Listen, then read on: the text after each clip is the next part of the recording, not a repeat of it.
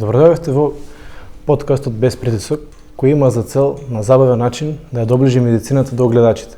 Јас, Владимир Панев, со мојот колега Симеон Стојанов, кои што сме студенти на медицина, ќе се потрудиме тоа да го направиме без притисок. На нашата прва епизода, која што е посветена за здрав живот, имаме чест како гостин да ни биде доктор Александар Стоименов. Докторе, добре дојдовте. Ептен ни е драго што ве имаме во студио, овде со нас. Посебно ме радува што имаме прилика да си направиме убав муабет за теми како што се фитнесот, вежбањето и сето тоа да го опишеме со медицински речник, односно да им објасниме на луѓето со медицински терминологии и да им пренесеме знаење. Може јас да го имам првото прашање, да го поставам? Може.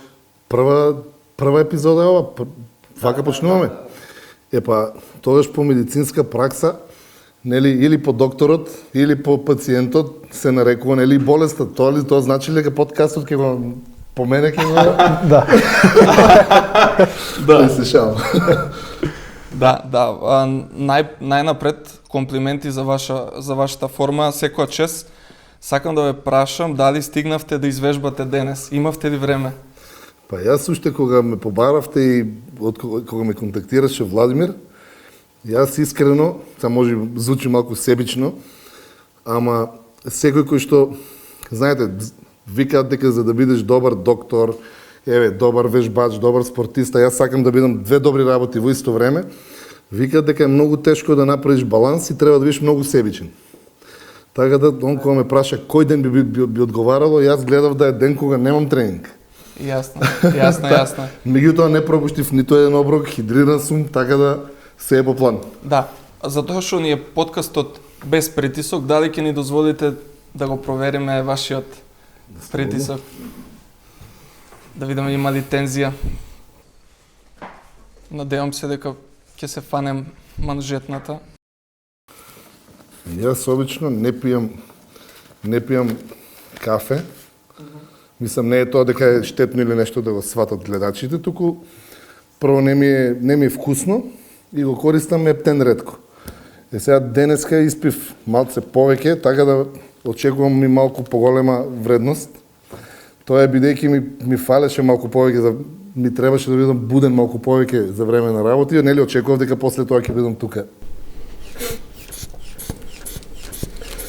Кога веќе почнавме, може треба да им објасниме на гледачите кафето како делува на организмот. Дефинитивно. 160, 110. Значи, за терапија сум.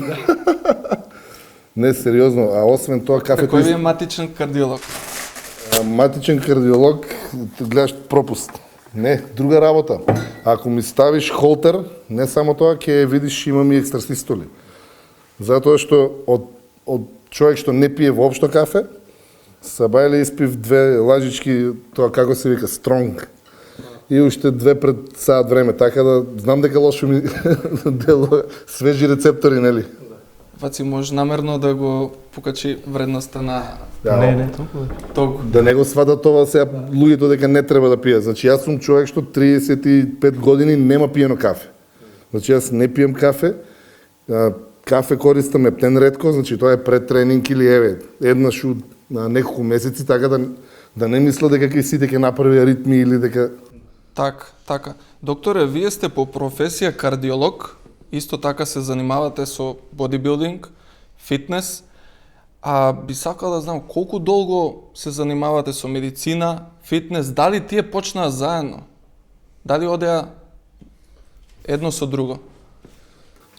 А може би хронолошки моментот на влегувањето во теретана и почетокот на студирањето медицина не беа заедно, меѓутоа кога, бидејќи може би на почетокот ниту едното, ниту другото не сум ги сваќал или да кажем сум ги гледал површински.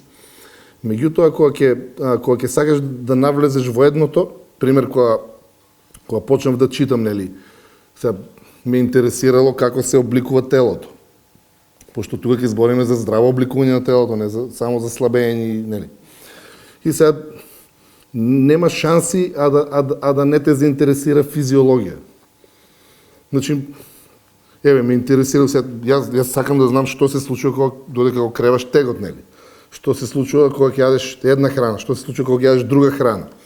Па ги слушаш зборовите макронутритиенти, микронутритиенти, протеини, јаглехидрати, па нели после ги гледаш, читаат во супермаркетот. Сето тоа е значи еден процес. Исто така, бидејќи ајде да речем во тие моменти малку повеќе фитнес ме интересираше, тогаш повеќе ме интересираше анатомија за животни и тие работи. Меѓутоа кога почнав да студирам, голем дел од физиологијата, анатомија да не правам муабет, значи, ама голем дел од биохемија, например, и од физиологија, веќе ги знаев, па покрај оние, нели, своји истражувања на своја рака заради фитнесот. Сега, ако ме прашате колку денеска идат заедно, денеска ги имам исинхронизирано, така што сум се трудел и тоест се обидувам, имам, например, многу често пациенти со висок холестерол. Или, например, имам вежбачи со висок притисок. И сега се обидувам тие двете работи да ги скомбинирам и да го изведам најдоброто од тие две работи, бидејќи, вие сте студенти, еден е процесот на студирање на ова, нели, на хартија, друго е, веројатно професорите тоа знаат да ви го кажат често, друго е праксата.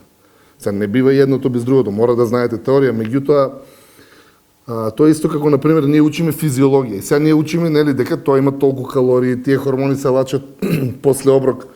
Меѓутоа, знаеме дека може да имаме двајца браќа, едниот да биде малку посклон кон дебелење, другиот да биде слаб. Така да се е индивидуално, ништо не е шаблонски, ама тоа вие ќе го вкусите натаму кога ќе почнете да работите. Така, доктор Стоименов, колку значи фитнесот и здравиот живот за вас лично? Па вака, јас порано не ги ставав под иста капа. На почетокот фитнесот веројатно и тогаш не било фитнес, бидејќи не ми било цел да бидам фит. На почетокот кога почнав да тренирам со тегови, цел ми беше изглед. Зборам на козметското од надвор. И тогаш ми било цел, нели, ако треба да се изгради мускулатура, правам се за да изградам мускулатурата. Кога сакам да се издефинирам, правам се за да дојдем до тоа. Меѓутоа, можеби не сум обрнувал толку внимание на здравието. Се додека не се, мислам, може, не е убав пример, ама еве, смешно е малку, днес на 30 и нешто години првпат пробав брокула во животот. До тој момент немав, и тоа беше многу смешен момент, бидејќи, пример, не знам, јадев, ми донесоа, знам, некој парче месо со зеленчук, исто на плотна. И сега јас пробувам од едното и викам, леле, ова ли е тоа авокадо? Ми викат, не бре, тоа е модра патлиџан. Викам, ова ли е тоа? Не знам, знаеш, немав пробано. И сега ако ме прашате колку сум се променил од тогаш, од кога почнав да внесувам, пази, јас сум од секогаш бил болежливо дете. Дете с кое што зимно време било цело време со температури, со горно-респираторни инфекции. Од кога почнав да јадам повеќе зеленчук и од кога почнав да внимавам, зборам и на и на аспектот здравје, значи баш фитнес, не само на изглед. Сега, ако ме прашаш што спаѓа во целата таа слика, тука би рекол добра хидратација. Јас сум досаден лик, спијам, значи си легнувам рано, станувам рано. По колку часот си легнувате? Срамно да го кажам, млади гледаат тука. Па добро, идеално ми е 10 по 11. Идеално. Инаку, не види, јас сум од секојаш сум бил дневна личност. Јас и кога студирав, не можев да учам навечер. Подобро функционирам ако станам сабајле и ако си легнам порано. Ама па од друга страна, знаеш ти, и кога бев студент, денеска, например, пријатели по Скопје, дојди помини, кај живееш, се он ќе ми каже некој диско. Ја му викам, кажи ми теретана или некоја здравствена установа у близина. Не излегов ја никога бев студент, ниту специализант. Ама тоа, знаеш, другарите знаат да ме чепнат, знаеш, зошто си го правиш тоа, нели? Треба да уживаш. Јас уживам во мојот начин на живот. Никогаш не се пронедов во нокните клубови или не знам. Ова не е против другарите, они имат нокин клуб. Да им го пофалам. А колку сати ви требаат за убаво да се оспиете и да бидете продуктивен цел ден? Сега, пак, ако да бидам 100% искрен, ќе испадне дека сум остарал. Во последните неколку години, односно после 31-та година, порано, например, не ми беше важно дали ќе тренирам 5 пати од денот, дали ќе имам не знам каква физичка активност, дали сум на диета или не. Може би па во последните години работам со поголеми тежини, не знам, веројатно тоа е, не знам. Во последно време, например, многу ми значи колку сум имал активност преходниот ден. Еве, например, ако денеска не тренирам, утре можам да поминам и со помалку сон од вечерта. Сега, например, кога ќе дојде пролет, порано, например, одржував цело време форма. Сега малку имав една мала повреда и се обидувам малку да ги одморам зглобовите и така. Планирам пак да почнам по-старо и тогаш тренирам барем 2 пати на ден. Сега... Докторе, извинете, но многу брзо се вративте. Знам дека имавте повреда. Да, имав, само да му одговорам. Значи, тогаш искрено ми требаат барем 7 сати ноќен сон и уште пола сат преку денот, искрено ти кажам. А инаку повредата ми беше целосно скината тетива, тоест мускулот на припојот беше целосно скинат, беше дел од мускулот скинат и тетивата комплетно, значи целиот мускул ми се повлече нагоре. И тоа беше интересно, ми се случи за време на летниот одмор во Египет. Луѓето кои што не знаат, Египет и арапските држави, кај нив бодибилдингот е нешто како фудбалот во европските земји. Значи таму им градат бронзени статуи и ги пречекуваат, значи они имаат посебен респект кон обликуваните луѓе. И се погодија некои луѓе нели во хотелот. Инаку си реков дека ќе одмарам, ама нема шанса. И се случи тоа што се случи. Прво си го скинав трицепсот, ама си го довежбав бицепсот, иако знаев дека не е скинат. Тоа. И последните 4 дена јас бев свесен дека сега ќе уште еднаш тоа, еве, од преска зборам лошо против кафето, против ова, да кажам зошто брзо е надминав повредата. Значи, после ваква повреда, правиме му не само скинат мускул, и скината тетива. Тетивата е сврзна ткиво и нема крвни садови, така? Мускул можеш да скинеш, ама има крвни садови, добро е прокрвен. После тоа, само што ќе можеш да го мрдаш, со таа хиперемија, нели, он кога е активен, се активира симпатикус и он пример има 20 до 25% активни капилари, при физичка активност се активира 100%, нели, тоа е памп. И многу лесно ќе го вратиш. Тетивата е тетива, нема крвни садови. И мојаветот беше 6 месеци до година дена, дека успех е ако можем да направам полна флексија и полна екстензија, а вежбање со тего и после година дена. Јас, ова не е совет дека сега што ќе се повреди треба да се понаше како мене, јас си го знам телото. Меѓутоа сакам да кажам кога човек е дисциплиниран, истиот момент кога излегов од операција, мислам јас и таму си носев обруци, не јадев од тоа што дава таму. Значи, да. Стеја ковес.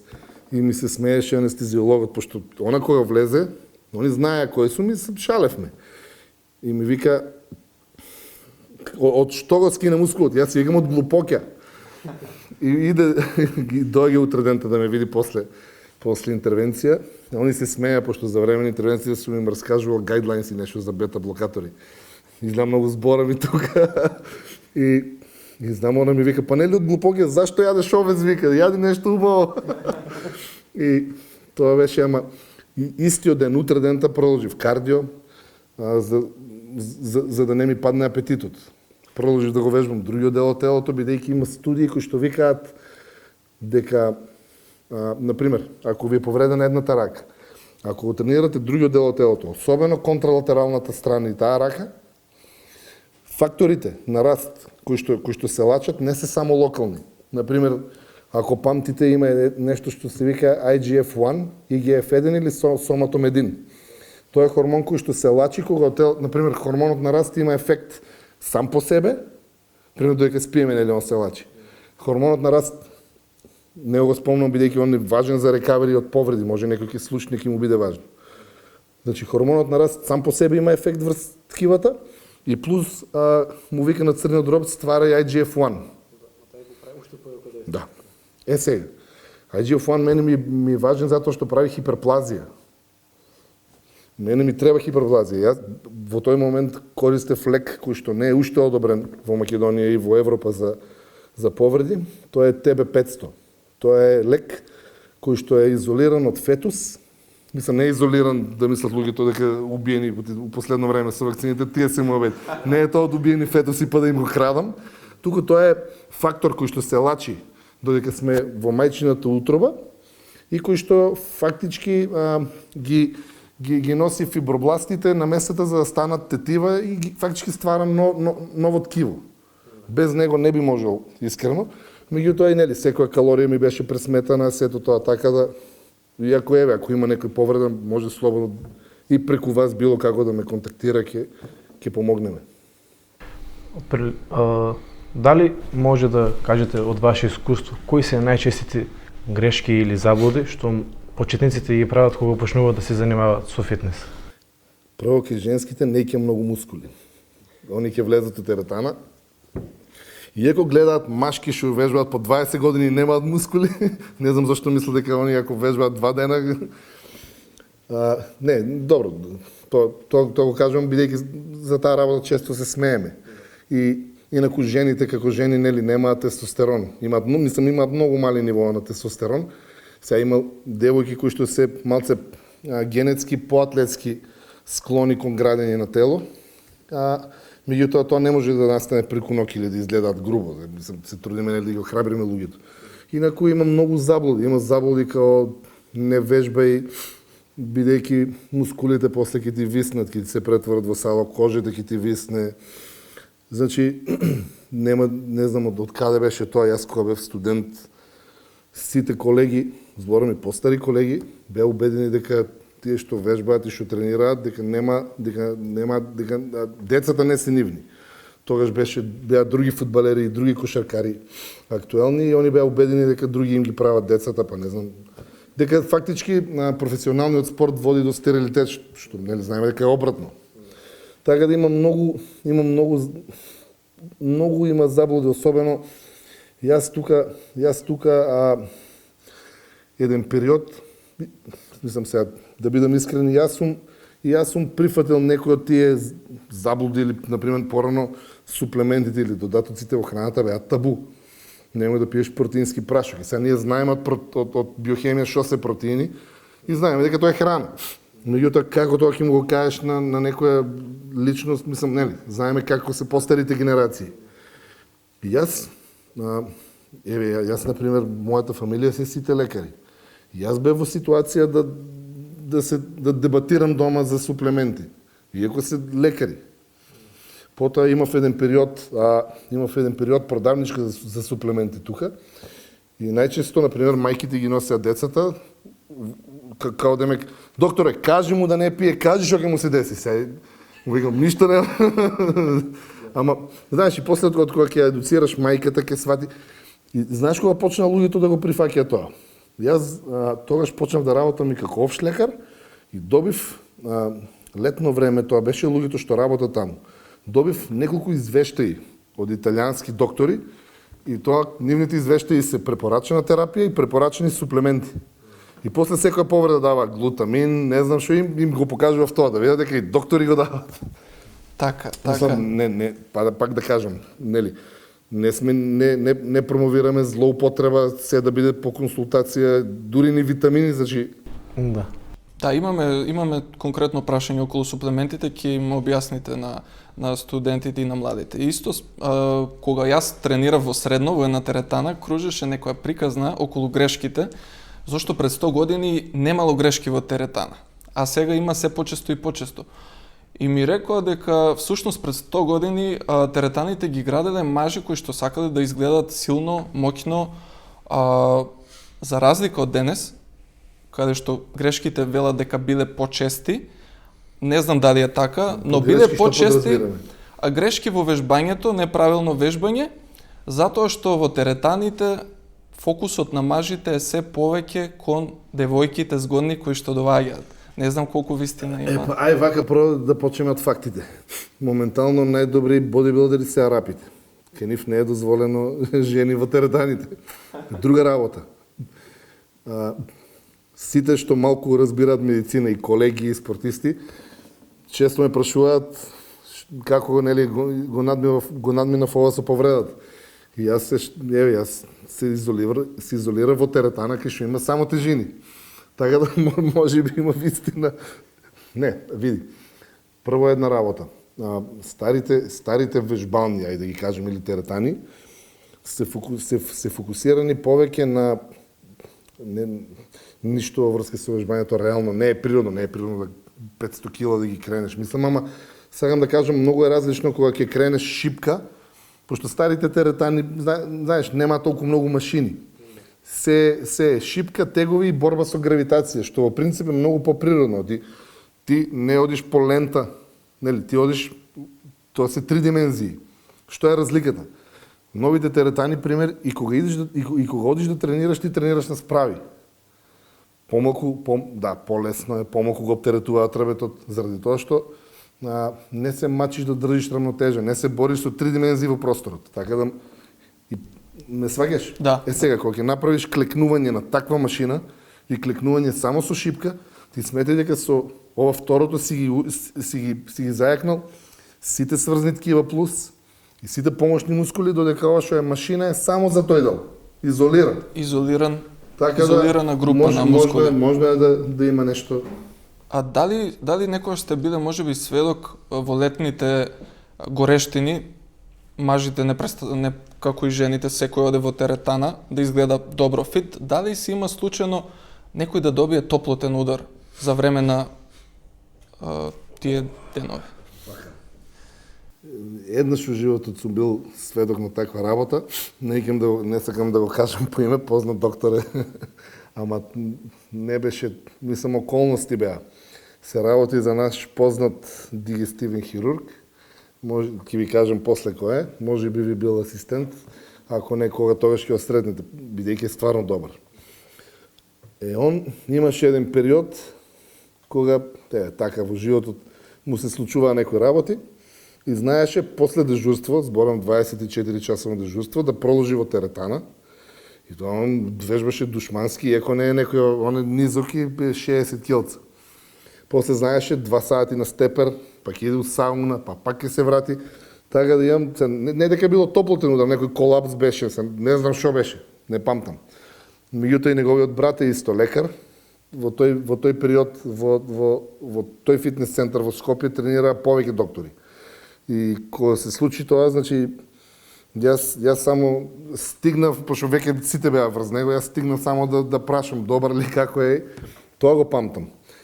Сега топлотен удар во право си, меѓутоа тука ќе надополнам друга работа. Во последно време многу популарни се диуретиците летно време, за кои што луѓето што не се медицински едуцирани, они знаат дека, нели, посебно девојчиња да ги сакаат и нели ќе се напијат 2-3 фуросемида, ќе мократ малку повеќе, ги добиваат оние, нели, испиени фаци, устните тогаш се малце по-изразени.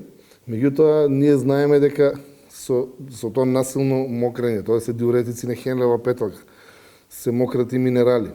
Они немаат доволно мускулатура за да имаат грчеви уште веднаш, меѓутоа сметам и дека нели ќе излезат надвор, од сонцето уште толку, плюс ќе треба да јаде, а си вика леле таман сега сум слаба, нели? И тоа е круг кој што би можело потенцијално да... Така. А од секогаш сум се прашувал зошто некои луѓе за месец време симнат, да кажам, 7 до 8 кила, а други пак им треба година време, им треба многу напорна работа за да ги симнат истите. А може ли да ни објасните околу тоа медицински? Вака, повеќе фактори се. Прво една работа. Кај некои луѓе, тие 7-8 кила се течности. И еве, например, кето диетата, мислам, после ќе ја збориме нели малце подетално, но сакам да кажам, тоа е диета кај што на почетокот се губат доста течности. Или нема врска, ајде да не спомнуваме диети, после ќе збориме ако сакате за... Еве, сакам да кажам, неколку луѓе држат диета. Кај некои, и пример, двајца изгубиле 10 килограми. Кај некои 8 се поткожна вода, само 2 се поткожни масти. И тие 8 ќе ги врати со една пица. Зависи како ги изгуби. Ако ги изгубил од диуретици од сауна, тоа се течности. Медицина вика дека пола кило до кило неделно е максимум ако правиме муаве за губење на масти. Сега има луѓе друга работа. Генетски предиспозиции, например, има луѓе кои што прво слабеат во лицето. Има луѓе кои што од сегде ќе биде, мислам, тенка кожата, грбот му е дебел. Има луѓе рамномерно што слабеат. Така. Исто да кажеме дека при вежбањето процесот на слабење не е ист со градење мускули. Тоа се два различни процеси. И тоа да го констатираме затоа што некои луѓе... Тоа е демотивирачки. Да, некои луѓе во исто време веруваат дека со градење на мускули автоматски ќе симнат килажа или се во заблуда. Што прво да прават? Па добро, ама гледа се, например, вие сте едуцирани, вие знаете дека за да се гради мускулатура треба анаболизам. Треба позитивен азотен баланс и малку калориски сурплус, вишо калории. А за телото да го натераме да бркне по резервите, треба малку и калориски дефицит. Сега не е тоа секогаш така, нели, плюс-минус, и не е тоа просто ќе гладувам додека да... Меѓутоа сакам да кажем дека точно е два одделни процеси. Евентуално кога би можело да се случи тоа, се зборам крајности. Почетник кој што прв пат легува во теретана, би можело малку тоа што го викаме рекомпозиција мала да направи. Меѓутоа не зборам онаа трансформација како на оние што ги гледате кантите од протеин. И можеби некој кој што имал мускулатура, па му атрофирала, пример, одмарал година-две, кај него исто би можело нешто слично, ама пак побрзо би било доколку се фокусираме на едното. Така. Сега, за тие што имате поспор, метаболизм, што слабиат поспор, дали може како некој хак или што е afterburn ефектот или медицински post-exercise oxygen consumption, дали има специфични тренинзи за да се активира тој феномен? Ова е тоа што го зборевме, дека иако нели физиологијата, хормоните се ги учиме ние, инсулинот оди ги отклучува клетките, толку калории, нели, знаеме дека има луѓе кои што се склони. Порано мислеа дека е тироидната жлезда, мислеа дека и на крај современите испитувања викаат дека фактички, прво да кажеме нели пошто се разликуваат. Едни викаат нема врска, ти не може да си склон да јадеш многу. Има луѓе кои што викаат не бе се колнам, не јадам многу. Значи има мала вистина и од двете страни. Сега што вика наука? Наука вика дека на крај се е во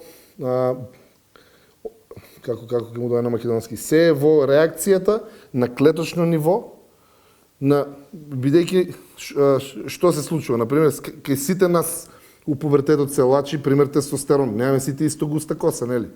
Кај сите девојки се лачи естроген, сите имат различна големина на гради. Сите фудбалери го прават истиот тренинг, некој има бутови и листови, некој има слаби нози, исто трчаат, нели? Значи, одговорот и на физичка активност, и на храна, и на хормони е индивидуален. И тоа не може да се одреди, зборам, нели? Не може да се ти си од тие, пошто тоа се меѓутипови милион. Она што би можело да како порака, дека да, има некоја склоност, бидејќи сите знаеме луѓе што јадат се и се што се вакви. Тука јас често знам, мора да го спомнам за гледачите, они ќе речат се што јадам одам право во веце. Значи не е возможно тоа што го јадеш да се диги, тоа е гастроколичен рефлекс. Тоа е кога ќе се расшири желудникот, тоа е значи дигестија. Дигестија и метаболизам не е исто. Дигестија е механичкиот процес на варење на храната. Нели, желудникот се шири и таму има нерви. И му викат на цревото, друже, празни се, иде нова храна. Така, меѓутоа, метаболизмот на клеточно ниво е многу различен. Ти може да имаш спора дигестија, но брз метаболизам и обратно. Се допираат на многу места, меѓутоа метаболизам и дигестија не е исто. Не значи дека имаш, кај мене многу пати ќе дојдат дебели пациенти, мислам, се дискриминаторски. Overweight, како да ги кажам. Морам тука да кажам, извините вака што се оддалечувам од темата. Зашто на македонски се вика си се поправил? Кој некој ќе е подебел. Што е поправено? Изгледот? Дефинитивно. Здравието е поправено. Што е поправено? Ништо не е поправено, се е влошено, така? Тоа не го сади никош.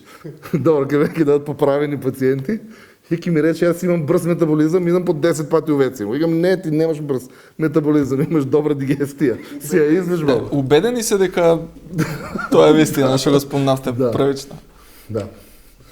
Од него користите веќе поправен, тоа би го тргнало од јазик. Инаку, сега, ако ме прашате, јас и кога работам со луѓе, мора да опипате. Например, како го правам тоа? Значи, утре ќе имате, можеби, ќе ви биде интересно, ќе сакате да се обидете во тоа. Или како работат познатите фитнес тренери. Значи, никој од нив не е, како што вие као лекари не можете да предвидите како кој лек ќе му реагира на телото. Јас и кога давам пример, вие знаете, имам милион антихипертензиви. Да. Мислиш, јас знам дека точно ти си за лизиноприл, ти за Валсартан, пошто вака, значи, ти му ставаш ехо, му мериш притисок, сега, например, од некои параметри, му гледаш хипертрофија, има, нема, и на крај, по некоја твоја слика, од прилика правиш слика колку пример, ако се префрлиме тука, го гледаш, го прашуваш активен ли си у текот на денот, колку јадеш до сега, како јадеше, пошто неговиот метаболизам е адаптиран на тој внес. Да. И му, пример, ти веќе имаш у главата, нели, од прилика колку би требало да му одземеш, колку да му додадеш. Ја често им додавам да јадат, ти некогаш метаболизмот е умртвен од многу малку храна. Сега натаму, зависи каков одговор ќе ти даде телото. Например, ако гледаш дека не ти слабе, ќе му додадеш малку кардио. Не е убаво секој добар, ајде да кажам, тренер, ќе ви каже дека не е убаво да менуваш повеќе варијабли одеднаш. Ти, например, гледај сега, ти еден месец не мрдаш ниту во излет, ниту во килажа, исти. И сега ти викам, намали храна, додај кардио, еве ти го овој фет бърнер и одеднаш ти почнеш да се менуваш. Од кај знам од што е? Пошто нешто, нели, пак ќе треба и натаму да менувам. Од кај знам што е? Така дека таквите луѓе убаво е, сега знам дека е тешко, бидејќи ова ќе го слушне некој, ќе сака да го примени, а сам по себе убаво е да најмат некое стручно лице или ако веќе го прават тоа сами, да почнат прво да почнат со правење структура на еден, нели, структура на оброци.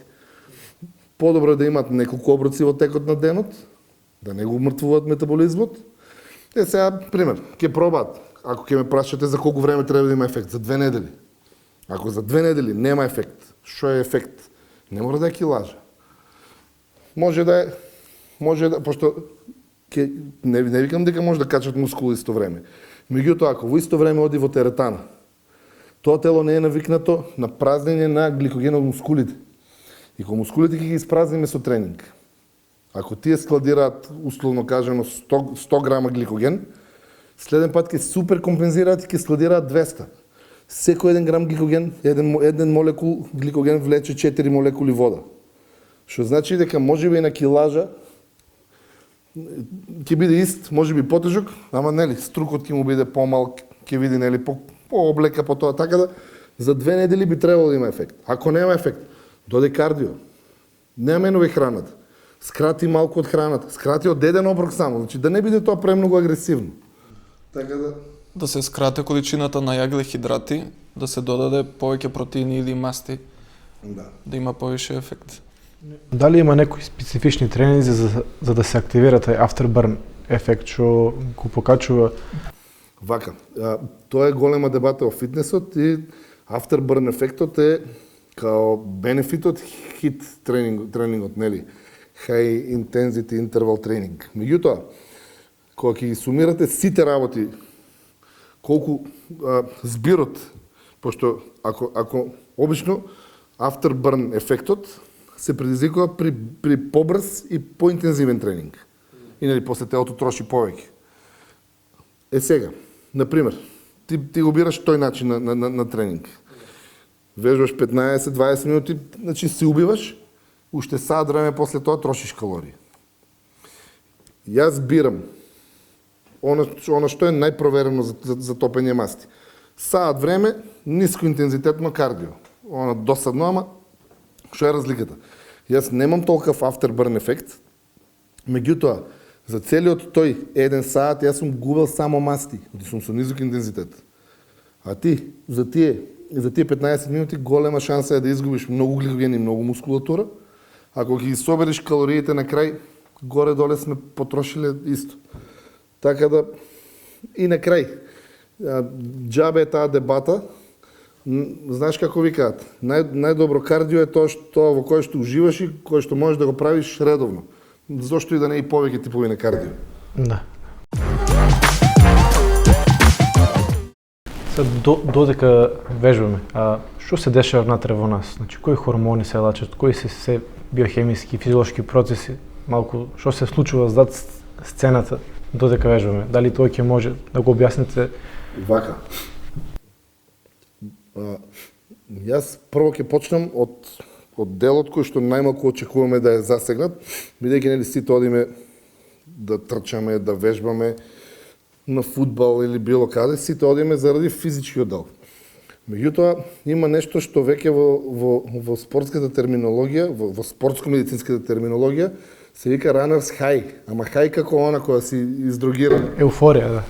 Па да, ама не е еуфорија, нели, они high е малку не е за тие работи. Јазикот не е малку, нели. Да, ама баш тоа. И сега прво да кажем што се случува со мозокот. Значи не е само телото, хормоните, ќе кажеме и за нив, нели?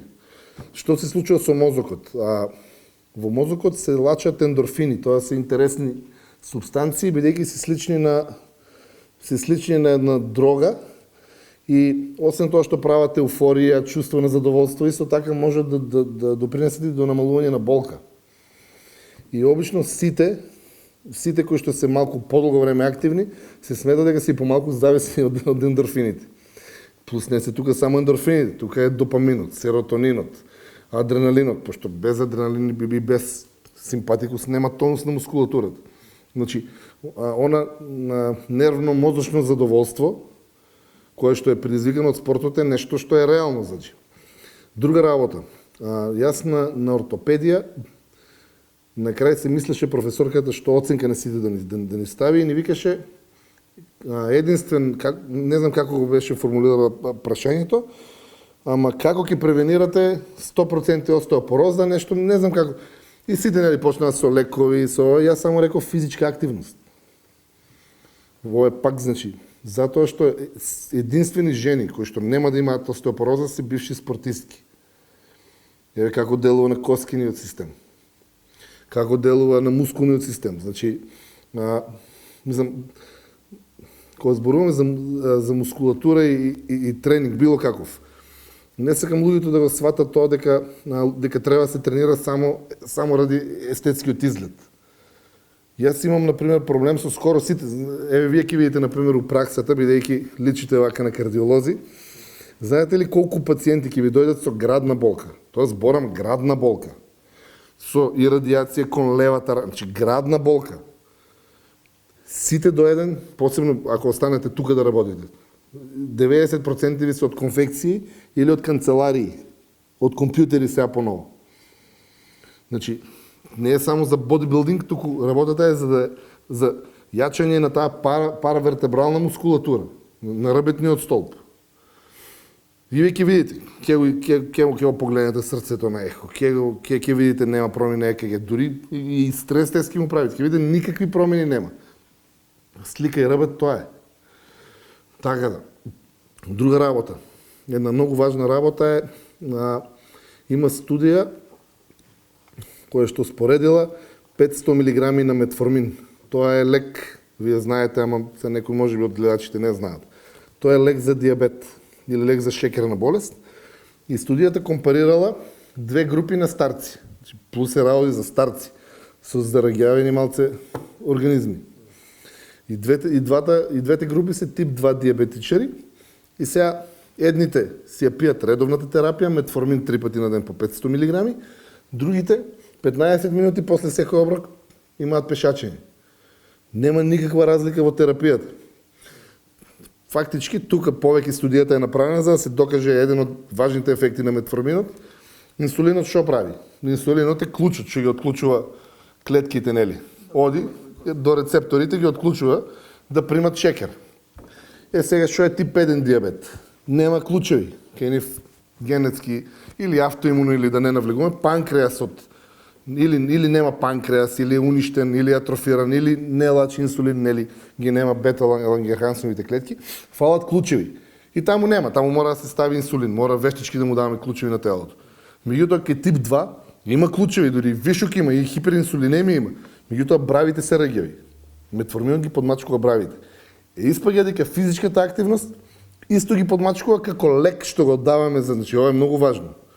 Значи го намалува нивото на шекер, го намалува нивото на холестерол, триглицериди. Има интересно тоа, јас неколку пати се обидував да пишам, гледам, нема многу интерес. Они ги викаат lean mass hyperresponders. Тоа се луѓе спортисти кои што имаат многу високи нивоа на холестерол, сите се спортисти, меѓутоа немаат други ризик фактори и они фактички живеат по 10, 15, 20 години со огромни вредности на холестерол, меѓутоа ниту имаат задебелена интима на каротидните артерии, ниту имаат плака негде. И сите компаративни студии викаат дека многу поголем фактор е да си физички неактивен, колку да си многу физички активен да имаш холестерол. Значи физичката активност нема систем кој што не го допира, зборам позитивно. Не е тука само значи коскино-мускулниот и зглобниот систем. Значи тука се хормоните, тука е варењето на храната. Значи сега имаме конкретни студии кои што кажуваат дека, пример, на секое намалување од 5 кг или од 10 кг толку се намалува притисокот за толку живин столб. Значи буквално нема систем кој што позитивно не е афициран од вежбањето. Зборам било какво вежбање. Значи да не ме сватат луѓето дека ако ја преферирам еден тип на спорт, дека тоа е идеално. Важно е да најдат нешто во кое што ќе уживат и нешто кое што ќе можат да го прават редовно. Што треба да ги сепак треба да исполнува.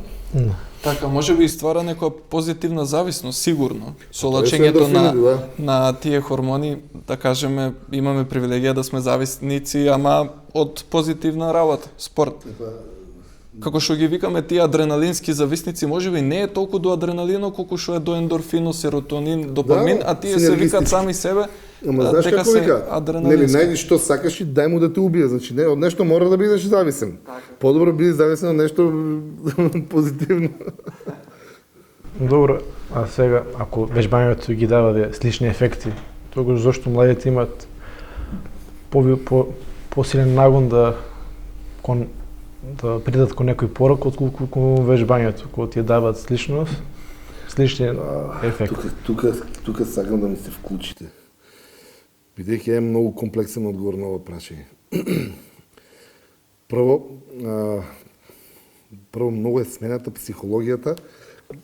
Пази, ќе ме сватите што сакам да кажам.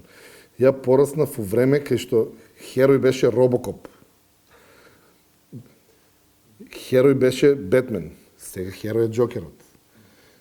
Тогаш беше Робокоп, сега полицајците се глупи, а Пабло Ескобар го читаме сите на идол. Не сваќаш така да кажем. Порано полицајците беа херои и ги величише општеството, спортистите. Порано спортистите и луѓето, сега се спортистите само едни глупи луѓе што многу трчаат, нели? Мислам, ќе ме сватат луѓето, зборам, сметам дека живееме во време кај што не ги вреднувам, тотално се сменети вредностите. Сега е ин да си негативец. Значи, да си, нели, новите серии сите се за мафија, сите се... И мислам дека кога мало дете ќе му дадеш да гледа како беше таа турската серија со тие бандитите таму, тоа му се отсликува на негов мозок. Ја кога бев второ одделение, сите кога дојдоа у класот да не прашаат што сакаш да видиш кога ќе пораснеш, сите сакаат да видат или доктор, или космонаут, или полицаец. Крај. Сега ниедно дете не ќе да биде тоа. Се изменја вредностите. Значи мислам дека повеќе е психолошки. Види, да ти кажам искрено, бидејќи рековме дека ќе биде без притисок, плюс да биде искрено. Јас многу пати сум слушнал од луѓе кои што искрено ќе ми кажат, ти си многу досаден лик. Значи, они си го мислат тоа, мислам, ја не викам дека во нивни точки сум стварно досаден лик, пази. Не ги правиш работи што ги прават они, нели? Ти кажам, не излегуваш, не правиш опасни работи, не си опасен лик. А живееме во време кај што веројатно тоа им е интересно на младите. И се они не само што посегнуваат по нешто што ќе им даде добро чувство, сакаат плюс да биде нели ин, плюс веројатно во нивните очи не е многу посебно да идеш да истрчаш 10 круга. Многу поинтересно е кога у подсвеста знаеш дека малку си у конфликт со законот, мислам, нели? Пошто кога ќе направиш некоја таква работа, ти подсвесно си викаш, леле, сега го скршив законот. Не дека некој му е гајле за тебе, ама веќе имаш возбуда као, вау, јас сум криминалец, нели, ја го скршив законот. Сегаш, па ќе го кажеш тука на некоја девојче, као, слушай, само ти знаеш. И она веќе, мислам дека психолошки не е. Пошто во нормалните земји се враќа во тренд доброто, а ова станува во земји како Мексико, Балканот. Слушаш каква музика слушаат младите? Мислам, вие сте млади. Па знаеме убаво, баш убаво. Види, порано музиката и кој звучам како стар дедо. Не е без притисок. Без притисок, немаме никој... Не бе, сериозно. Порано, например, нели, како бабата која викала, шо е која ќе се земат на крајот, нели? Порано се зема на крајот на спотовите. И порано, например, нели, чудо, пошто порано за девојките беше навредливо да им кажеш нешто што сега со гордост го пеат, нели? Така да тотално друга психологија е. Нашата матрица е сменета, ако може да се каже така. Да, и едноставно наместо да речеме дека они се лоши и ние сме добри или обратно, не го прави кој што го радува. Оти на крајевите важна е фреквенцијата. Ти ќе си најдеш луѓе кои што се компатибилни на твојот муабет, на твојата фреквенција и тоа е важно во животот. Секојаш ќе има секакви. Тоа е тоа. Така. Вака, секојаш сум се запрашувал во време на испитна сесија, учам, 100 страни, 200 страни, стресот го осеќаме сите, знаеме што е стрес. Може би некој не знае физиолошки да го објасне, но го чувствуваме тој и психолошки и внатрешен стрес. И секогаш сум се запрашувал што е тоа што може да го сузбие тој стрес, дали е тоа фитнес, дали е тоа нешто друго. Секогаш ме мачеле тие прашања, дали фитнесот може, дали вежбањето може да помогне при остварување на нашите секојдневни задачи, да учиме повеќе, меморијата да ни биде... Пак искрено да ти одговорам. Не, вака. Значи, јас не знам како им изгледам сега тука, ти се смеам на гледачите, ама јас сум стварно човек кој што е перфекционист. Например, јас, например, ако пропуштам еден оброк или ако си легнам, знаејќи дека денеска треба да испијам толку вода, да внесам толку... Значи, јас ужасно се нервирам. Исто ми било и со спремањето на испити. Значи, јас сум човек кој што од стрес, значи, сум ги добил сите оние крајни повраќања, значи, сето тоа. Значи, сум личност која што е била екстремно, значи, подложна на стрес. Особено првата година, бидејќи првата година кога бев на медицина не тренирав. Пошто тогаш беше, нели, муабетот не иде заедно, нема шанса да завршиш медицина ако вежбаш и тоа. А вие трениравте пред да се запишете на факултет? Почнав една година пред тоа, после тоа се запишав на факултет, после сватив дека ако си го организираш времето и приоритетите, се е можно и си продолжив. Меѓутоа, И сега едно е да им го објасниш што викаш стресот на луѓето, дека тоа се хормони, норадреналин, па пеперутките тука, нели, бла бла. Меѓутоа, што со тоа? Едно е, нели, тој се кога ќе ти дојде пациент, ти знаеш да му кажеш ова е гној, ова е тонзил, ама не знаеш што да му дадеш. Искрено, јас развив исто, може би ми беше тоа одбранбен механизам, ја обавезно имав ритуал, морав вечерта пред испит да одам на теретана. Меѓутоа, искрено ќе ти кажам, тоа ми беше единствениот сат и пол од денот кога бев релаксиран. Имавте близко теретана до вас? Да. Меѓутоа тоа ми беше единствениот дел кој што како ти кажам, кој што се чувствував дека не сум, кога ќе се вратев дома бев под стрес.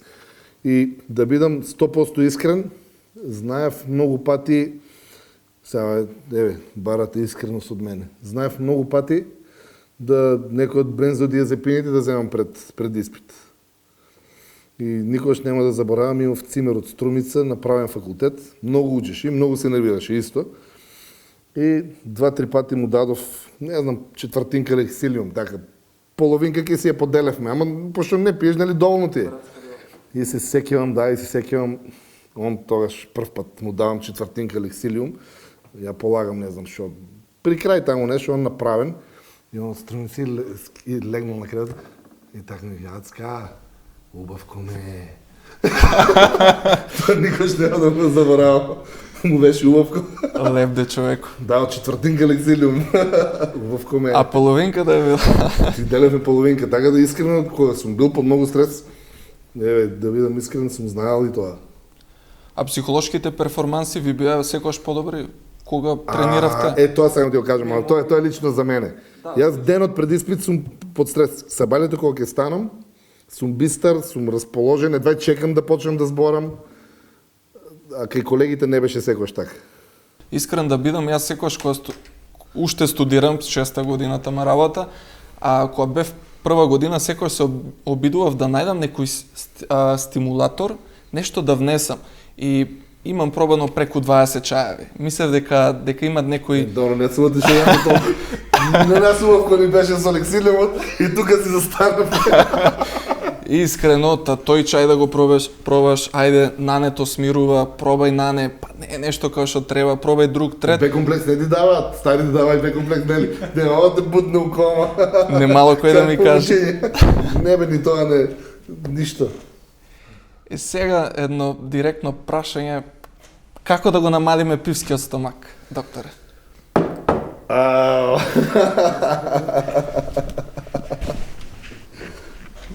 Ово ќе испадне како Кристијано, он ли беше? На Европска кога го тргна. Европско 2020. Вака. Пак ќе се вратиме на тоа дека прво пивскиот стомак е инвестиција. Значи не може да се навали преку ноќ нешто во кое што е инвестирано толку долго време. А и еве тука да се узбиеме уште една заблуда. Ако правам стомачни, ќе го ослабнам стомакот. Не може да ослабне стомакот и да има пример коцки, а на другом, значи не постои топично топење на масти. Значи можеби стомакот ќе е место кое што прво слабе, можеби последно. Меѓутоа, пази, луѓе кои што уживаат во пивото и живееме 21 век, не значи дека порано, кога на времето кога херои беа Шварценегер, мораше да бидеш со сикс пак и ова. Сега, например, имаш различни типови на машкост и машкоста плюс во харизмата е на ево. Се полека го правдам ова со пивскиот стомак. Но дали пивскиот стомак е само од вишок калории или има еден дел од хмелјот што се става у пивото, што има многу висока концентрација на фитоестрогени, па го нарушува балансот помеѓу тестостерон и естроген? Па не сум до сега, иако има предпоставки, не сум до сега конкретна и сериозна студија сретнал кај што стварно фитоестрогените, конкретно, пошто тоа се фитоестрогени, немаат рецептори кај анималните клетки. Меѓутоа, ако ме прашате, има голема релација на кај мажите на абдоминалното сало со проестрогените ефекти, со инсулинската резистенција. И има нешто кое што не знам зошто кај нас ендокринолозите уште не го внеле во терминологијата тоа е оментално сало. Што е оментално сало? Памтите од анатомија, оментумот е пердето позади абдоминалниот зид. Па сега по новите студии испаѓа дека пошто има билдери кои што буквално цела година се со сикспак и ти го гледаш од надвор, тоа нема грам сало. А е тип 2 диабетичар, е резистентен на инсулин. Меѓутоа, кога ќе му проведеш висцерално сало и оментално, испаѓа дека таму таложат масти. Така да, и тоа е исто една добра информација. Па, според вас, колку е битна изхраната? Вака.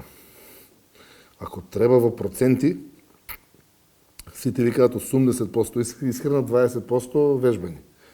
Ја не се слагам со тоа. Зошто? Ајде да ја преместиме истата сличен физиолошки процес, меѓутоа да не е со вежбање и со храна. Ајде сунчење. Што е поважно? Стресогенот фактор сонцето или кремата што ја мачкаш за да фатиш тен?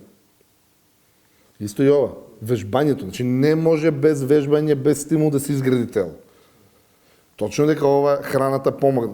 Значи едно без друго не идат. Меѓутоа, не можеш да речеш исто како што на пример без сонце колку и да се мачкаш фактор не знам каков, нема да фатиш боја. Океј. Добро, пак е стресоген фактор во здравјето. Значи без едното е стресоген фактор кој што ќе го натера телото нели да се адаптира, другото е тоа што ќе му го помогне рекаверито. Така да не би рекол во процент, исто се важни. Исто е важно.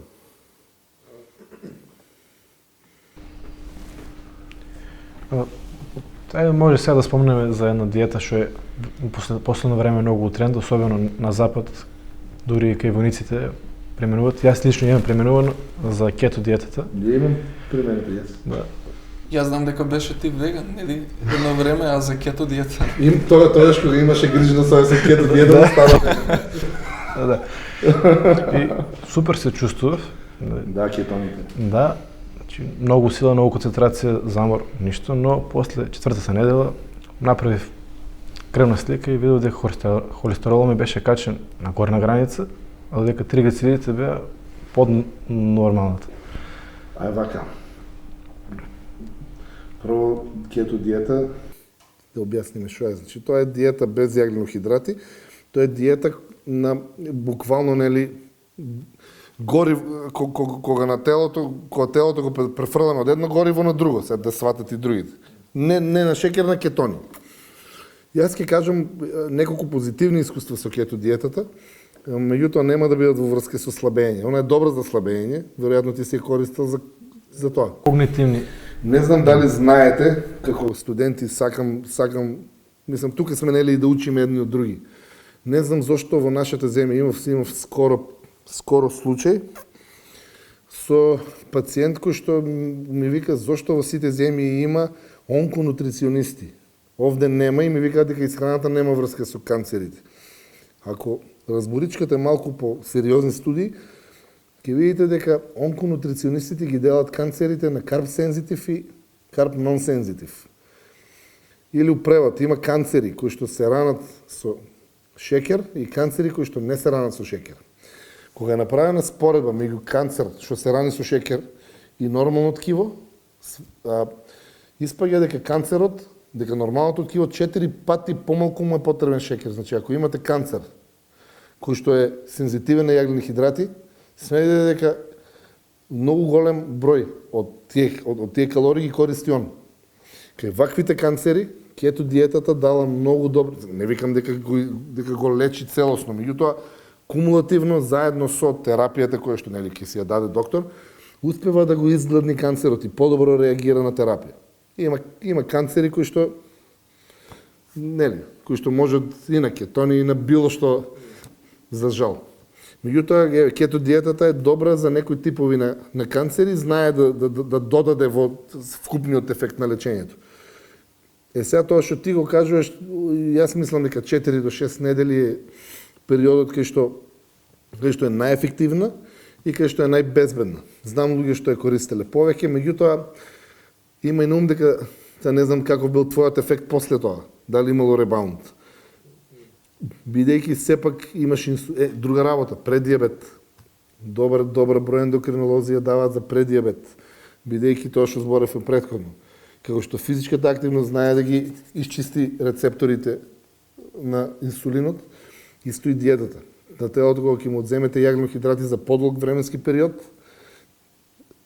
исто така ќе биде посензитивно. Така да кето диетата може би во медицината би можела да најде повеќе примени, на запад наоѓа, за преддиабет, за некои типови на канцер, меѓутоа вака од чиста мира, сум повеќе за избалансиран начин на исхрана. Да има и јаглехидрати, да има и масти, да има еднаш неделно чит мил. Да.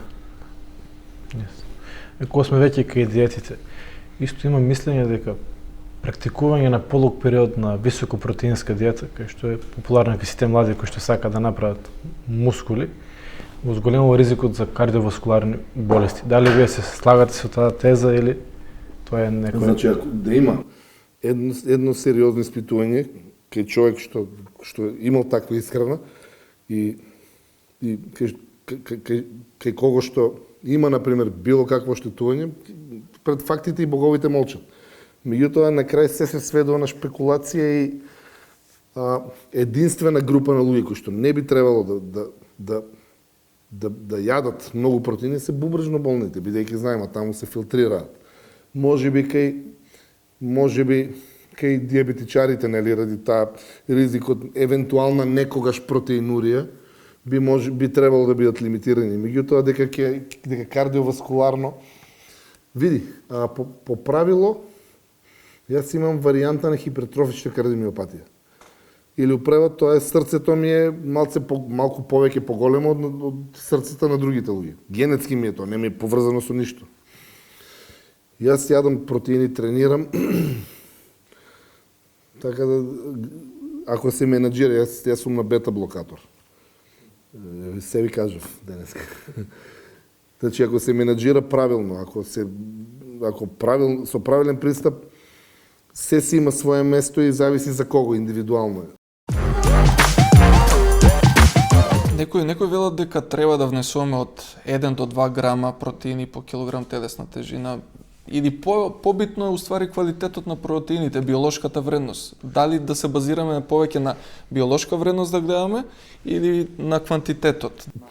Ја би го рекол тоа повеќе ке вкупните калории. Кога станува збор за протеините, види да не им биде шпанско село на луѓето кои што него. Значи вака, зошто им требаат на сите луѓе протеини? Обично протеините ги поврзуваат со спортисти. Значи додека седиме во моментот, нашето тело ствара имуни клетки, цревата работат, се оштетуваат, значи цело време нашиот организам се обновува. Еритроцитите 3 месеци живеат, нели? После 3 месеци ти имаш тотално нови еритроцити. Ензимите се протеини. Значи за сите тие процеси требаат протеини. Грам протеин на килограм, некој пресметал, попамет до нас сите тука, дека е оптимално за физички неактивна личност. Сега, тоа што го кажуваме, нели, кога да го зголемиме бројот на протеините, тоа би било кај луѓе кои што имаат потреба или повреди, или после операции, или луѓе кои што тренираат, бидејќи тренирањето ги оштетува мускулите. И сега нормално дека биолошки што е биолошка вредност. Тоа е, како беше, брзина на абсорбција, плюс време и искористливост. Значи, нормално дека колку поквалитетно подобро. Меѓутоа, ја би рекол дека кај калориите многу е поважно да бидат квалитетни, отколку да се гледа само квантитетот. Ти пазите. Има например девојче која што е на диета. И си вика, ја денеска ќе внесам многу малку калории, ќе јадам 2 коцки чоколада. 2 коцки чоколада нема многу калории, реално. 2 коцки се. Така? А незината, можеби сестра со иста генетика, си вика, не, јас ќе јадам 3 пати по 100 грама ориз, што она јаде бројчено многу повеќе, меѓутоа, квалитетот на калориите, импактот врз хормоните на незиното тело, балансот е многу поважен и таа ќе слабе, а оваа ќе стагнира. Често го даваме примерот. Да беше само плюс-минус калории. Сите гладни деца во Африка немаше да имаат подуени стомаци, сите сикспак ќе имаат, така? А како изгледа гладно дете од Африка? Слаби екстремитети, голем стомак. Вие тоа го учите Кушингов синдром, стрес хормони или бафало излет. Значи, кога не јадеме, многу кортизол прави бафало излет. Прави акумулирање или просто салото или мастите вредат 8 калории по грам. Мускулите, што лесно се претвараат у шекер, преку гликонеогенеза, вредат 4. И сега ти сакаш да ми кажеш дека ти ќе одиш да ги раситнуваш в крупните пари еврата од банката и мајки да си ги трошиш овие од джебовите? Не, ќе ги трошиш ти од джебовите. А веќе си ги чуваш, пошто си викаш, леле, иде зима, леле, ќе ми требаат пари, по секоја цена ќе ги чувам. И тука понекогаш кога си во плато доаѓа во игра тој cheat meal. Имате прилив на вашата сметка. Ќе му речеш, оди јади пица. Он стагнира и ти вика, како бе, не слабе, ама бе, јади пица и палачинка и ќе видиш. И после 2-3 дена метаболизмот се обновува, пошто ти му викаш, добро е, имаш, ајде, тереј. Факчи, и шо ми е тука поентата? И при процесот на слабење треба да го респектираме телото. Тоа е многу паметно. Не е тоа само плюс-минус, туку треба цело време да го залажуваме. Да мисли дека е во супер состојба, а ние да му кратиме. Дали може да објасните која е разликата помеѓу тоа, зошто бело брашно да се избегнува, зошто црно, кога тоа е Да, јас имав еднаш на технолошки факултет ли беше во Скопје едно предавање, нешто беше сосема друго.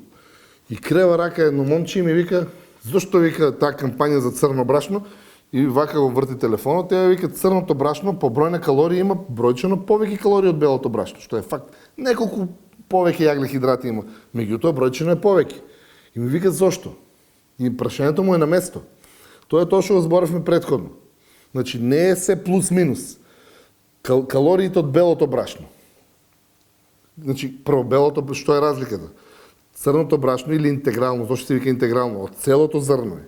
Има повеќе целулоза. Белото брашно нема целулоза, затоа се вари побрзо. Зошто ни е потребна целулоза? Целулоза е потребна за да се навежбаат и цревата. Целулоза е потребна за тие што ги викаме негативни калории. Телото да троши додека вари храна, нели?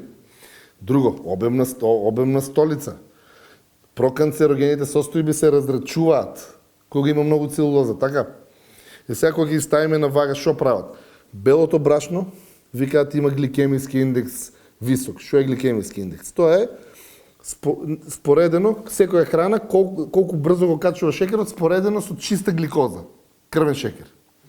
Она има 100, гликозата или декстрозата, и, например, белото брашно има 86, пример. Тука около 84-86. Значи, колку високо? Црното брашно има 55 до 60 максимум. Што значи тоа? Тоа значи дека белото брашно кога ќе го јадеме, веднаш го качува нивото на шекер во крв. Сега ќе рече, па нели сакаме веднаш да го качиме? Не. Ако ние веднаш го качиме нивото на шекер во крв, телото мора да прави нешто со тие калории. Ако не сме веднаш физички активни да ги искористи за гориво, они ќе одат у резерва. И сега истата количина на истото парче, само црно брашно. Нема да се вака покачиш нивото на шекер во крв, туку тоа ќе иде постепено и ќе имаме стабилно ниво. Нема многу мала веројатност дека од тоа ќе влезе нешто во сало. Сега нормално ако претераме. Јасно. Да се навратам на преска што кажете за важноста од паравертебралните мускули. У 21 век сите сме навикнати на седечки начин на живот и многу често забележуваме луѓе кои што имаат многу лоша постура. Дали вие знаете некои вежби што може да им ги посочите на гледачите како што да вежбат за да ја исправат, за да не дојде до некои сериозни компликации? Значи да, во право се тоа и претходно мислам дека спомнавме, дури ја рекол многу често имитира и градна болка. Сега како има луѓе кои што не сакаат да вежбаат, има луѓе кои што стварно немаат време, или ќе речеш ќе најдеш време, ама не е секојаш во праксата така, со мали деца. Доволно е за почеток оние најосновните вежби што не учеа на физичко, значи грбните. Значи, за почеток е доволно да почне крвоток низ тие длабоките мускулчиња. Кога ќе почне таа, пошто нели телото ќе се адаптира, кога ќе почне таа физичка активност да ви станува лесна, слободно земете 2 килски, 3 килски текчиња, нека и тоа нешто од дома. Значи може секој да влезе на било која на YouTube, може да видите значи вежби кај што цел е веслање, ние го викаме тоа веслање или rowing, они го викаат. Целта е значи малку да има отпор, не е потребно повеќе од 3-4 серии по 10 до 15 повторувања. Значи тоа може секој пред туширање да го прави. Тоа е доволно заедно со оние нели грбните, чисто колку да има тонус. Значи не зборам ја дека секој треба од позади мускули да има не знам какви. Туку оти знаете, има случаи на профи спортисти кои што се повредиле од лизгање по скали на пример. Толку фали едно дискче малку ако се погодат околностите. Сега баш денес сте така многу искрен. Дали ќе може да споделите која е тајната за добар глутеус? Не, оти сте искрено за мене, викам да не... Вака. Сите нели гледаме на социјалните мрежи, сите имаме идоли, нели сакам. И ја имам нели гледам. Вистината е дека тоа е исто како машко кога ќе види модел со широки рамења, он има тесни клавикули. Значи зошто го правам споредба? Значи прво многу е важна конституцијата. Секој може, на пример, секој мускул може да хипертрофира, да се направи подобар, поубав. Меѓутоа обликот е најчесто генетски. И сами знаете, има девојки кои што природно имаат подолги нозе. Тоа е конституција, како кај нас мажите. Има некој тек не фатил животот, изгледа као нацртен. Мислам, тоа е факт. Сега што правиме? Сега правиме мовет за просек и за оние што прават, како се повеќето. По мене, иако, например, кога ќе влезете во фитнес клубовите, повеќе ќе ги видите на оние некои интересни вежби кои што го изолираат само. По мене, клекнувањата, по старо, не сакам да користам од други, ама еве чучни клекнувањата или скватс, што пратат по YouTube, нема подобра вежба за формирање баш на тој дел, карличните мускули и нозете. Сега, ако ме прашате мене идеална рутина, ја би ги вежбал 2 пати неделно, не секој ден, затоа што тоа е голема мускулна група, вие знаете за анатомија. Тоа е голема мускулна група на која што ќе треба, ако вие ги извежбате убаво, им треба некое време рекавери. Пошто пак ќе кажам, тука е истата реакција како со сончањето. Ти идеш на сонце, утре дента те пече. Ова е исто. Добар тренинг за глутеус, утре те боли глутеус. Мислам сериозно. Значи, ја би препорачал 2 тренинга, пример, неделно. Основата да биде клекнување, сега со шипка на машина, било како.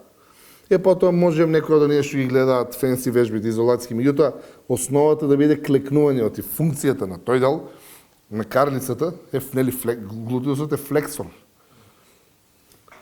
И нормално, секоја девојка за да има, значи, збориме за естетика, за да има изразен глутеус, мора да има помал струк.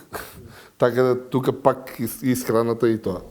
И аглите што ги прават со камера и тоа. Тоа ти доказ дека конституцијата е поважна од самиот глутеус, ти кога ќе гледаш самото движење. Битна работа. Докторе, имаме една констатација, тоа е лично повише за мене. Јас искрено не сум, ако треба да бидем искрени, не сум имун, па сакам да прашам дали сте вие имун на торти, колачи, кога, пошто изгледате светски... Не сум гурман. Не? Искрено, сега со повредата решив да качам килажа.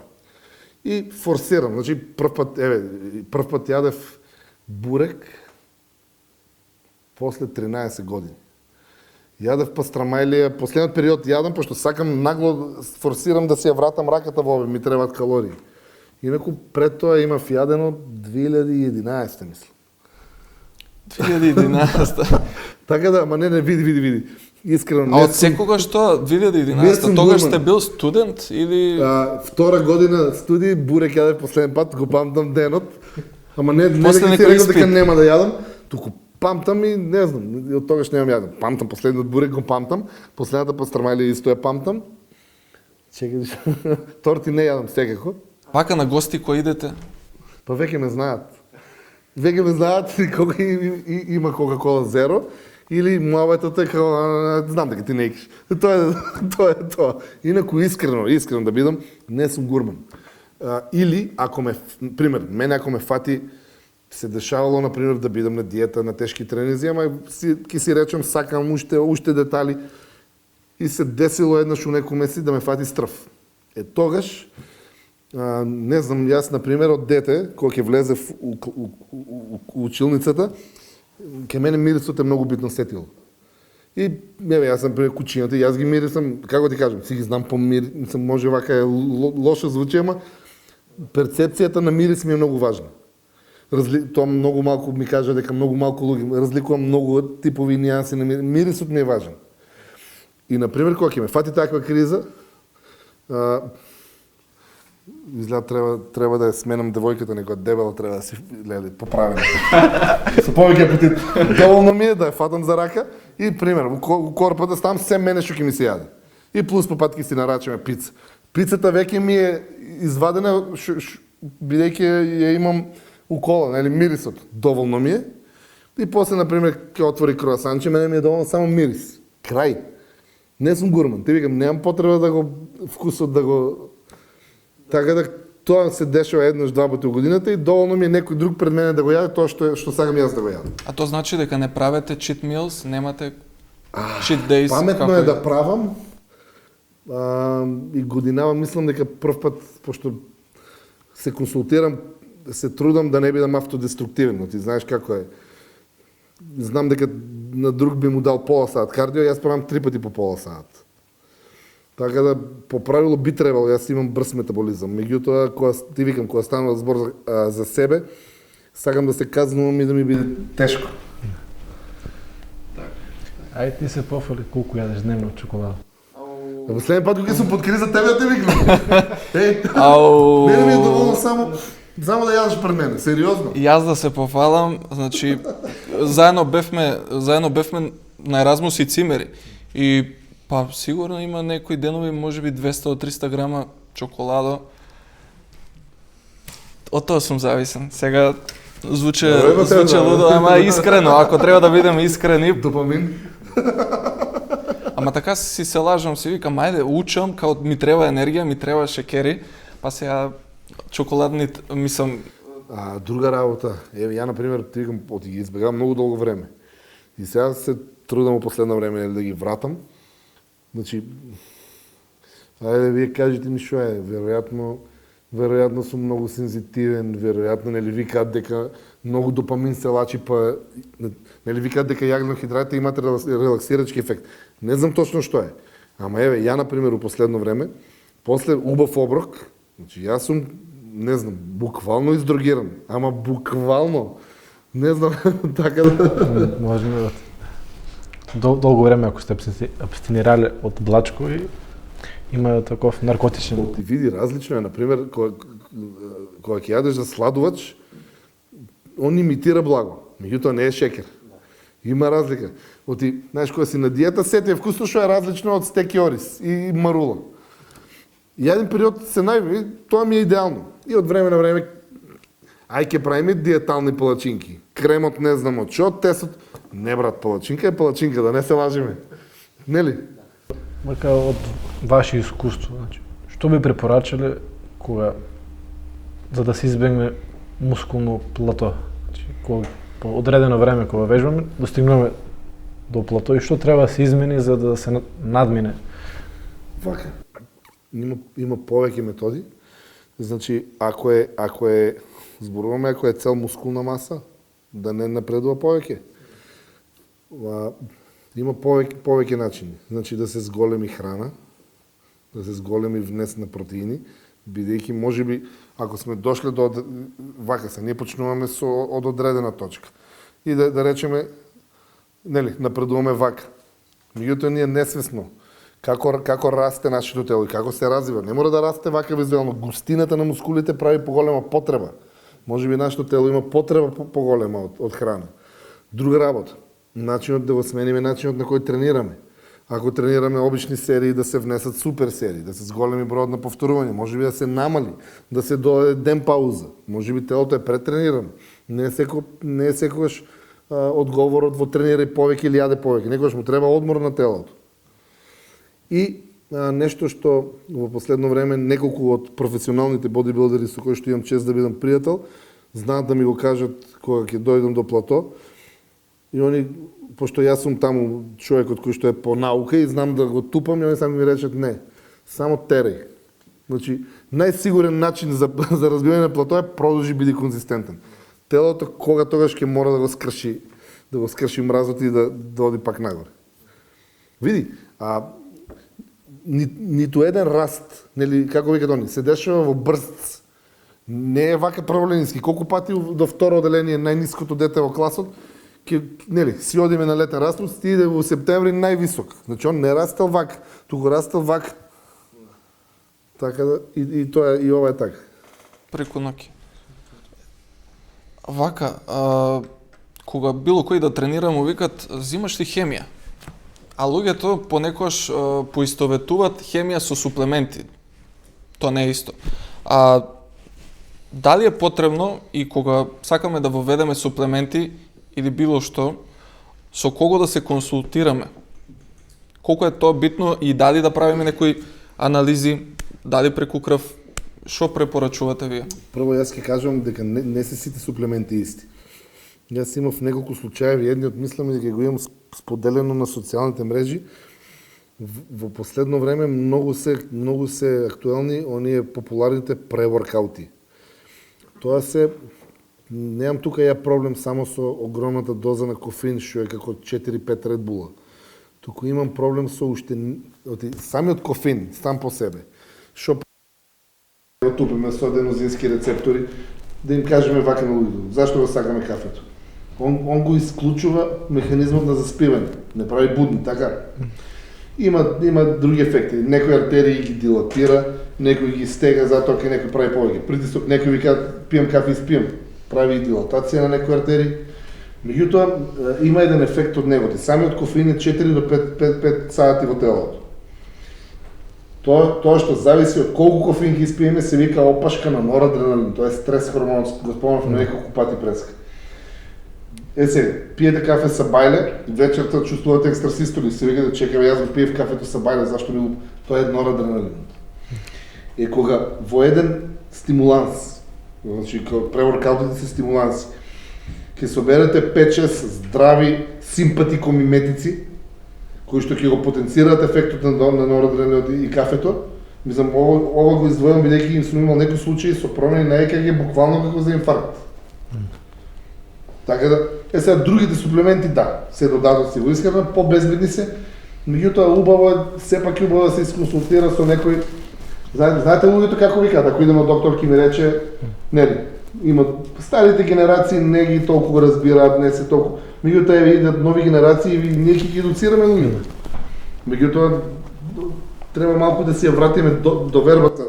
Да, пример, некој доаѓа пациент, да кажеме 65 годишен, зашто да не го советуваме да користи протеини како суплементи? Да, се ствара атрофија. Апсолутно тука.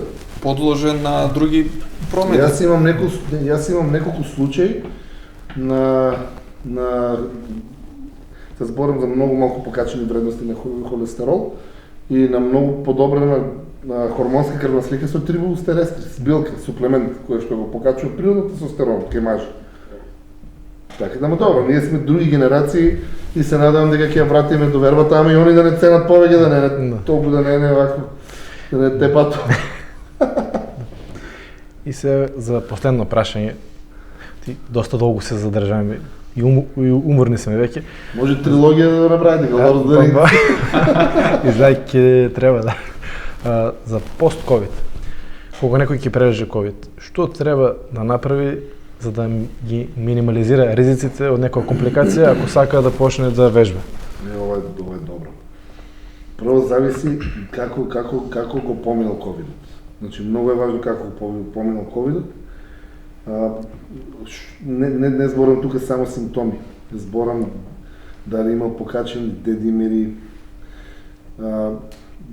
Убаво е да се направи. Што е проблемот со ковидот? Кај се неговите компликации? Во изгорчувањето на крвта, значи прокоагулантен е, многу често правеше перикардити излегува ретки случаи, има сепак треба да се помисли на миокардит и тука се пневмониите. И сега, јас ќе ви дадам пример. Јас кога го предржав ковидот, во тој период бев во топ форма, секоја сабајле станува во 5, трчав со кучињата, после работа одев на теретана, навечер плюс имам трака дома веднаш до креветот. Во тој период комуницирав со наши двајца врни спортисти, едниот стана после тој европски шампион во неговиот спорт, и сите го предржавме заедно. Ти зборам, значи сите во топ форма. Јас после тоа, мене ми требаше околу месец и пол-два да можам да ги искачам скалите, пази 2 спрата, до мојата амбуланта, и тоа мислев дека срцето ќе си го плукнам. Ти зборам, човек што претходно на црн пат, на рит, шпринт и кучињата беа позади мене. Боксерот загуби меч, катастрофа, перформанс, еден тренинг вика не можем, не е тоа што беше. Сега ќе речете, значи што ќе извлечеме од ова? Значи пост-корона, ако чувствувате симптоми како замор, прескокнување многу често, убаво е да се направи еден преглед кај лекар. Прво да се разграничи заморот од каде е. Заморот е најчесто постпневмонија. Пневмонијата е инфекција на самото белодробно ткиво. Луѓето тоа не сваќаат. Не е бронхит на дишните патишта. Значи има дишни патишта и тие двете кеси се ткиво. Ткивото е тука проблем. Кај што е размината на гасови. Е после пневмонија, после тој процес, ако има лузни, ако има фиброза, таму ќе имаме малку потешка размена на гасови и тоа знае да трае 3 до 4 месеци додека се вратиме во нормала. Друга работа. Ако немаме, сега има луѓе кои што ќе ви речат само има прескокнување. Направете им ЕКГ, пуштите ги на еден стрес тест. Ако нема некоја кој знае каква аритмија за време на физички напор или перикардит. Без разлика, каков и да е перикардит, нека и од друга горна респираторна инфекција, веќе по препораки 3 месеци треба да одмара. Така да, затоа обично сите се слагаат дека 3 месеци треба да се одмара. Меѓутоа, ако нема перикардит, ако нема гушење, ако нема прескокнување, може да се почне и порано, значи. Океј, тоа е се од нашите прашања, веќе нема да ве мачеме за денеска. Фала ви многу за вашата искреност и за длабочина. Мислам дека се многу потрудите да ја доловете и тоа на народен јазик на гледачите, за да може да разберат. Ја ви се наисто да ви се заблагодарам, докторе. Ја ќе ви заблагодарам, чест ми е на мене. Тоа беше се. Се надевам ви беше забавно. Успеавме да ви го задржаме интересу. Како што може да видите, во овој подкаст има се освен притисок. Па така се гледаме во наредната епизода.